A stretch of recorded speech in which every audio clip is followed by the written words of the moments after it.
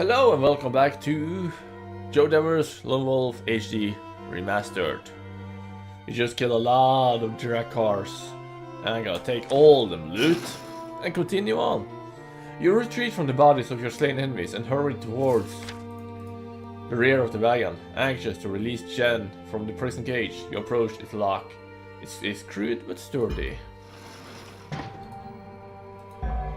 You resort to discipline of mind or matter to break the lock. You try to pick it.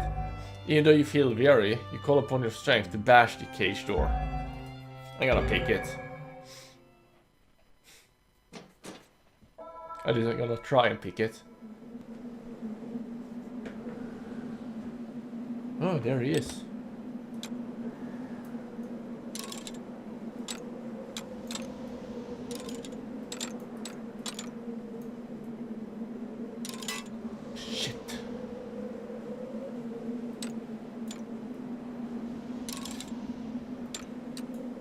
See.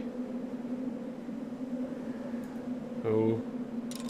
Almost. Yes. Let's get you out of here, old man.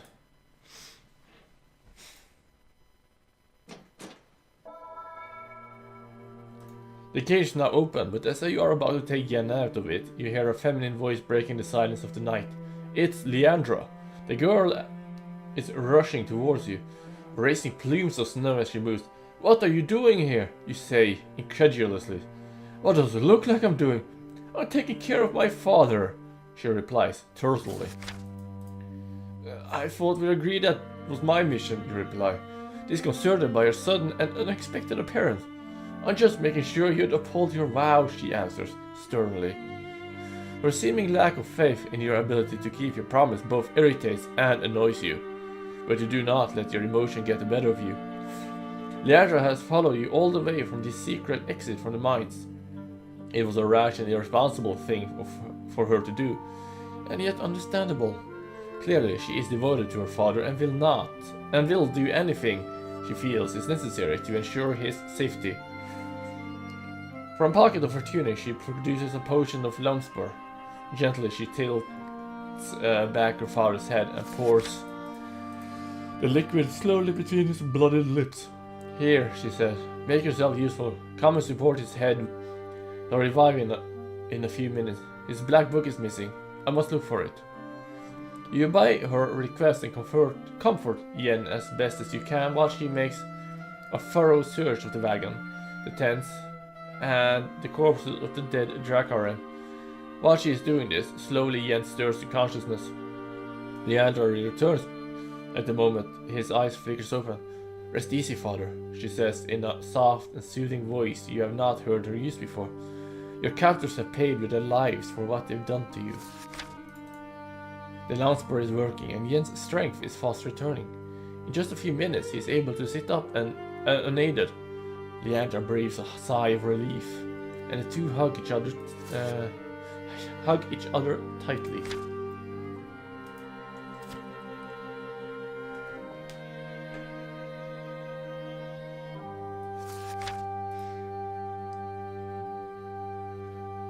When they end their fond embrace, Yen pats the empty pocket of his leather coat and his eyes widen in anxiety. "Fear not, father," says Leandra knowingly. "Your designs are safe.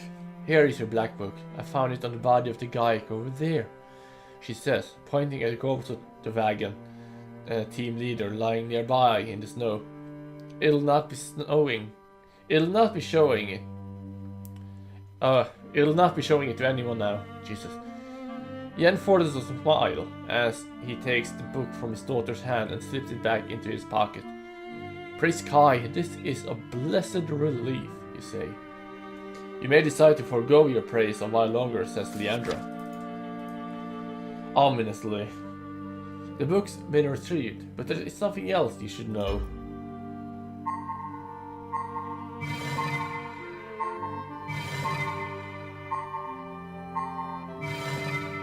Oh, I got some strength as well.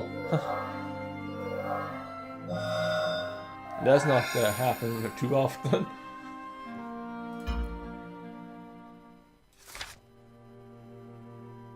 Forest Hunt.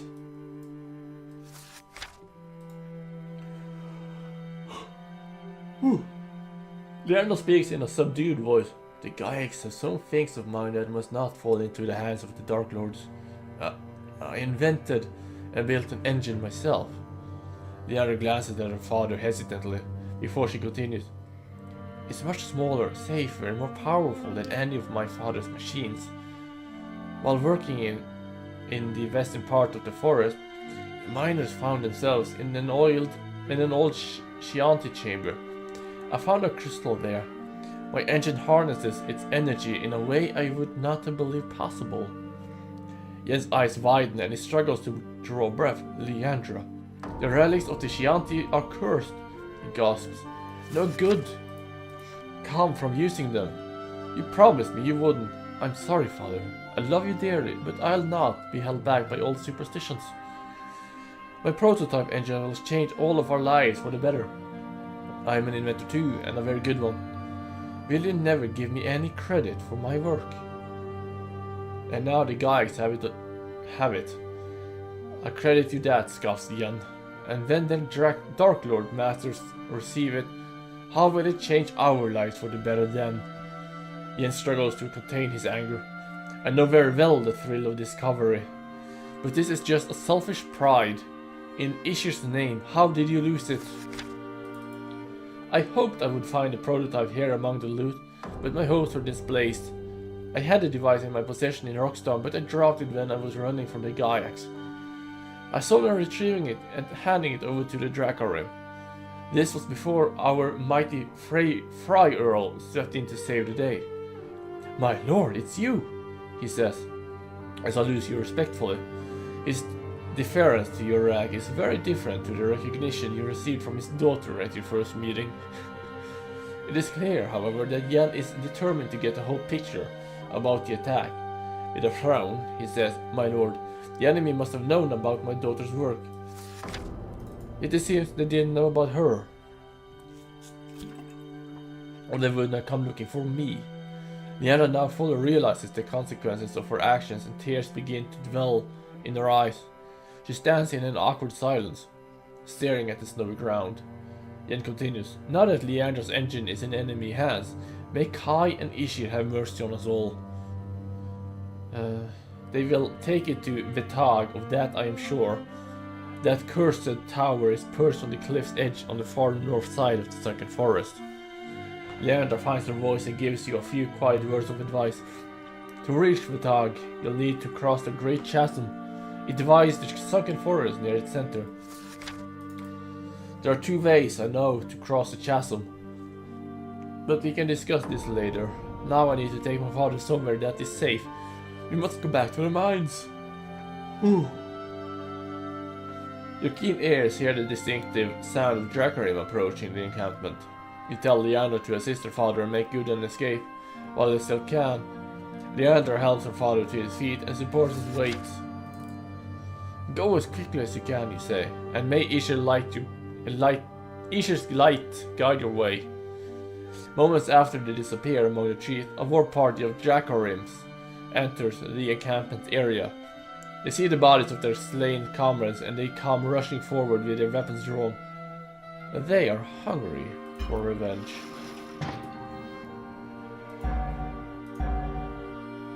You draw the Dracarim further into the camp and try to slow them down. You charge at the Dracarim to cover Leandra and Ian's escape. Okay, I should be able to do this.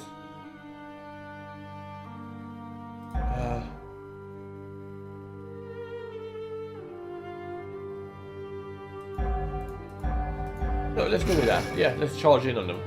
You decide that attack is your best form of defense in this situation. You steel your nerve and raise your weapon above your head before you give vent to your battle cry and run headlong into the attacking Dracarim. This is the first time I've used the this kind of approach. Just charging in.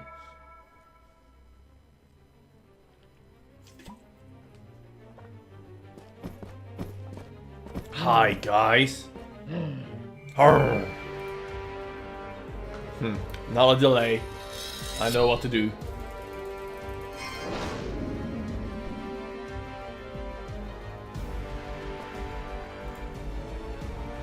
Heavy combined attack. Ooh! I was too early on that first one. Yeah. Sweet, he's dead. Just the way I like it. And now that guy. Let's see. 500, 650. That's it. Yeah, I should have enough.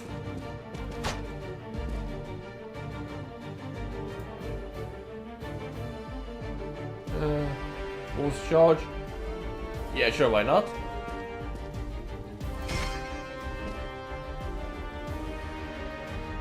Now I'm just gonna wait a little bit. There, and shield up.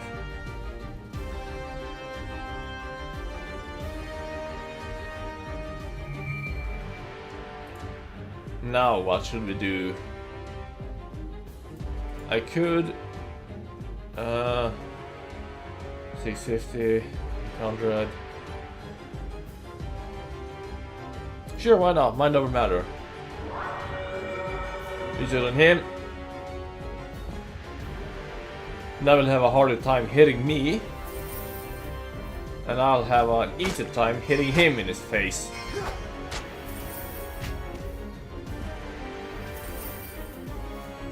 And let's put a debuff on it as well.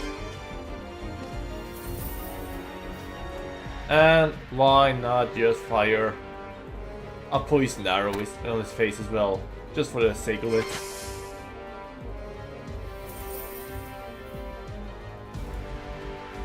Yeah, I'm done.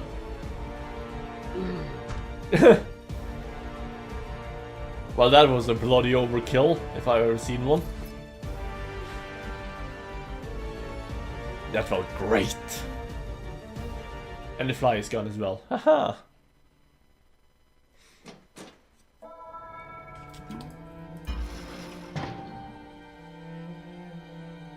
Take it all.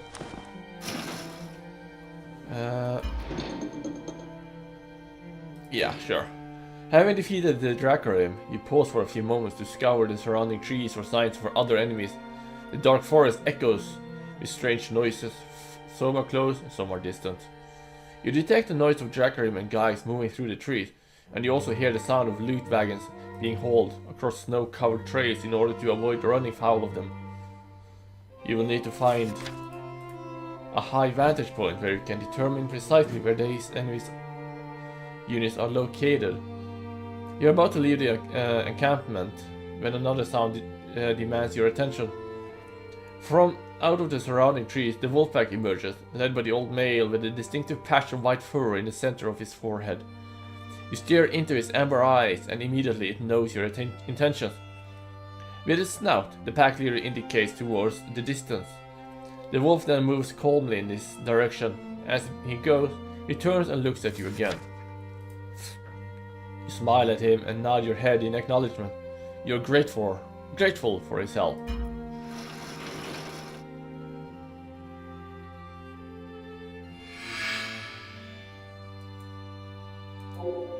Can I move?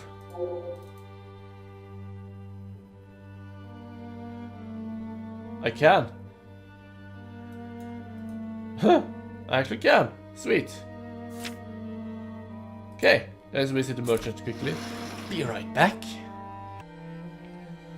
Okay, I made my way back here to the clearing. Now let's make our way to the monumental oak. I also did get some rest over here as well.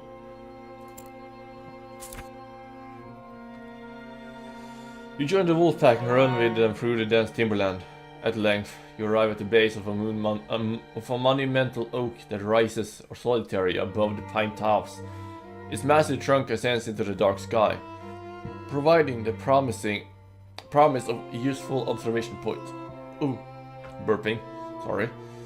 Using your exceptional agility, you climb with ease to the top of the tall tree and look down upon the forest below. Bathed in moonlight, several new geographical features of the sunken forest are revealed to you. You take note of these features before you descend the tree and return to the wolf pack gathered around its base. He thanked the wolf pack leader for his valuable help. With a slow blink of his amber eyes, he acknowledges your thanks. Then he lopes away into the forest with his pack following closely in his wake.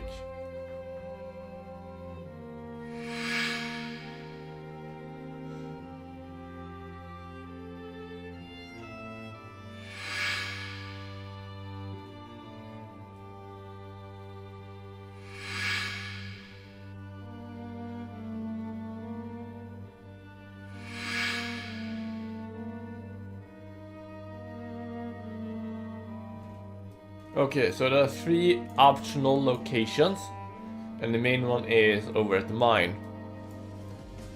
We will do these optional places in the next episode, at least we'll start on them in the next episode. So I hope you enjoyed this one, thank you for watching, until next time, goodbye!